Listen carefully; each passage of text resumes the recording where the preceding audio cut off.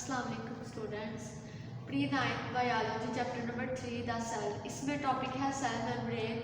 Cell membrane क्या होती है? सबसे पहले हम इसकी डेफिनेशन देखते हैं। तो सेल मेम्ब्रेन जो है वो एक थिन और इलास्टिक मेम्ब्रेन होती है। ठीक है, थिन एंड इलास्टिक मेम्ब्रेन होती है तमाम सेल्स में, जितने भी ऑर्गेनिजम्स हैं उनके तमाम सेल्स में ये प्रेजेंट होती है सेल मेम्ब्रेन।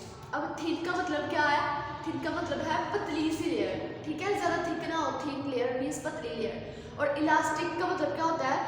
ऐसी मेम्ब्रेन जिसके अंदर थोड़ी इलास्टिसिटी पाई जाती हो। इलास्टिसिटी कहते हैं स्ट्रेचिंग होने की सलाहियत, कि मीन्स के जो स्ट्रेच हो, चीज़ स्ट्रेच हो उसके बाद वो ओरिजिनल पोजीशन पे वापस चली जाए। जिस तरह से हम इलास्टिक वाली चीज़ को खींचते हैं तो वो जब उसे छोड़ते हैं तो दोबारा वो ओरिजिनल पोजीशन पे आ जाती है। उसी तरह से ये जो मेम्ब्रेन होती है इसके अंदर सलाहियत है कि इसके अंदर इलास्टिसिटी प्रेजेंट होती है, मीन्स की थोड़ी इलास्टिक होती है। सबसे पहले देखा हमने कि सेल मेम्ब्रेन थिन होती है, इलास्टिक मेम्ब्रेन है और ये तमाम सेल्स में पाई जाती है। उसके बाद हमने देखा कि ये क्या है, अराउंड साइटोप्लाज्म। जैसे सेल का साइटोप्लाज्म हमने उस दिन भी पढ़ा था, जेली लाइक स्ट्रक्चर जो होता है सेल के अंदर। ये सेल है तो सेल का ये क्या बीच वाला हिस्सा जो है ये साइटोप्लाज्म है। ठीक है, और इसके इर्द गिर्द एक थिन सी मेम्ब्रेन है जिसे हम बोलते हैं सेल मेम्ब्रेन। उसके बाद है कि जो सेल मेम्ब्रेन होती है ये सिलेक्टिवली परमिएबल है। सिलेक्टिवली परमिएबल का जो दूसरा नाम है वो होता है सेमी परमिएबल मेम्ब्रेन। ठीक है, तो क्वेश्चन आप पेपर में आपसे पूछ सकते हैं सिलेक्टिवली परमिएबल मेम्ब्रेन, इसका सेकंड नेम क्या है? Semi permeable membrane. अब सेमी परमिएबल या सिलेक्टिव परमिएबल क्या होता है? इसका मतलब क्या है? इसका मतलब है कि ये ऐसी मेम्ब्रेन है जो कुछ पार्टिकल्स को मूव होने देती है। मीन्स के ये जो मेम्ब्रेन है ये कुछ पार्टिकल्स को, जो पार्टिकल्स की सेल को नीड है उसको अलाउ करती है कि वो सेल के अंदर चला जाए, और बहुत ज़्यादा जो पार्टिकल्स होते हैं जिनकी सेल को ज़रूरत नहीं होती उनको ब्लॉक कर देती है। हम कह सकते हैं कि जिस तरह से एक छाननी नहीं होती कि जो चीज़ें चाहिए होती हैं वो उसके अंदर चली जाती हैं, ठीक है, बाकी जो होता है वो उसको ऊपर आता है। तो उसी तरह से ये वाला हिसाब इसके साथ है कि सिलेक्टिव परमिएबल का मतलब होता है कि कुछ चीज़ों को अलाउ करना, बाकी जो चीज़ें नहीं चाहिए उनको ब्लॉक कर देना, उनको बाहर अंदर जाने से रोक देना। तो सिलेक्टिव परमिएबल का मतलब क्या है कि चीज़ों को अंदर जाने की, कुछ चीज़ों को अंदर जाने की इजाज़त देती है, कुछ को बाहर रोक देती है। अगर सेल मेम्ब्रेन की कंपोजिशन की बात करें कि सेल मेम्ब्रेन किस किस चीज़ से बनी हुई है, तो इसके अंदर जो बेसिक चीज़ें हैं वो 3 है, लिपिड्स, प्रोटीन्स एंड कार्बोहाइड्रेट्स। ठीक है, अब हम इसके स्ट्रक्चर पे आते हैं। तो अगर हम सेल मेम्ब्रेन के स्ट्रक्चर पे आए कि इसका स्ट्रक्चर किस तरह का होता है, तो बेसिकली साइंटिस्ट ने हमें इसके स्ट्रक्चर को एक्सप्लेन करने के लिए एक मॉडल दिया है जिसे हम बोलते हैं फ्लूइड मोज़ेक मॉडल। अब इस मॉडल के अकॉर्डिंग क्या है कि लिपिड की बाई लेयर होती है। बाई का मतलब होता है 2, कि लिपिड्स की 2 लेयर्स होती हैं जिनके अंदर प्रोटीन सबमर्ज होती है। ठीक है, उसके बाद जो कार्बोहाइड्रेट्स अब कहीं कहीं पे एम्बेडेड होती है। अब इधर इसके स्ट्रक्चर पे आए, ये हमारे पास है लिपिड का स्ट्रक्चर। ये जो लेयर है ये लिपिड की लेयर है ऊपर, और इसके नीचे भी ये जो लेयर बनी हुई है ये क्या है? लिपिड। तो ये वाला फर्स्ट पॉइंट क्लियर हो गया, लिपिड बाई लेयर की लिपिड की 2 लेयर्स होती हैं। ठीक है, अब लिपिड की लेयर्स हमने लिख ली, ड्रा कर ली। उसके बाद क्या है, किसके अंदर प्रोटीन सबमर्ज होती है। ये हमारे पास क्या है? प्रोटीन्स है। इस तरह से ये प्रोटीन सबमर्ज हुई होती हैं लिपिड्स के अंदर। क्या होती है? प्रोटीन्स होती हैं, और कहीं कहीं पे कार्बोहाइड्रेट्स भी इम्बेड होती है। अब ये हमारे पास है, ये लिपिड के अंदर प्रोटीन है। ठीक है, तो कार्बोहाइड्रेट है। ठीक है, तो ये क्या है? कहीं कहीं पे ये क्या होगी? कार्बोहाइड्रेट नजर आएगी आपको इस स्ट्रक्चर के अंदर। अब कार्बोहाइड्रेट 2 तरह की होती है, एक होती है ग्लाइकोलिपिड, एक होती है ग्लाइकोप्रोटीन।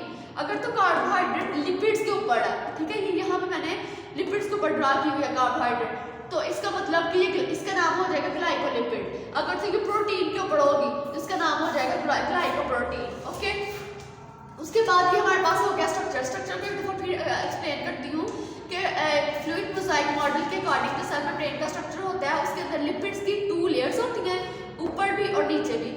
उसके अंदर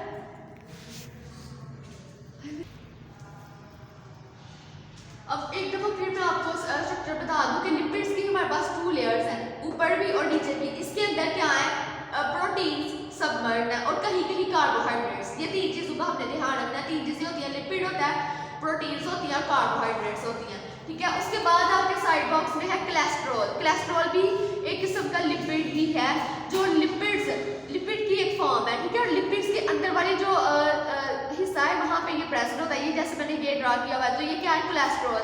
अब कोलेस्ट्रॉल जो है वो बहुत से बैक्टीरिया में क्या होता है, एब्सेंट होता है।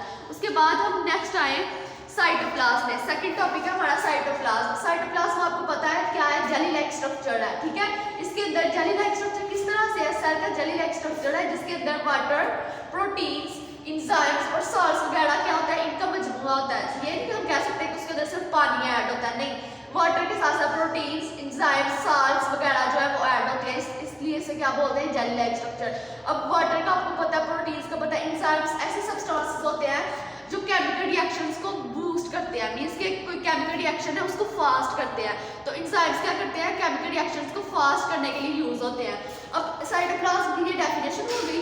उसके बाद अगर हम इसके फंक्शन की बात करें तो फंक्शन, इसका जो फर्स्ट फंक्शन है वो है साइटोप्लाज्म मीडियम प्रोवाइड करता है। किसे मीडियम प्रोवाइड करता है, ऑर्गेनेलिस को। सेल के अंदर जो ऑर्गेनेलिस है उनको क्या करता है, ये मीडियम प्रोवाइड करता है। क्यों मीडियम प्रोवाइड करता है, ताकि ऑर्गेनेलिस सही तरह से वर्क कर सके उसके अंदर, ठीक है। उसके बाद जिसका सेकंड फंक्शन है वो है ट्रांसपोर्ट मटेरियल्स।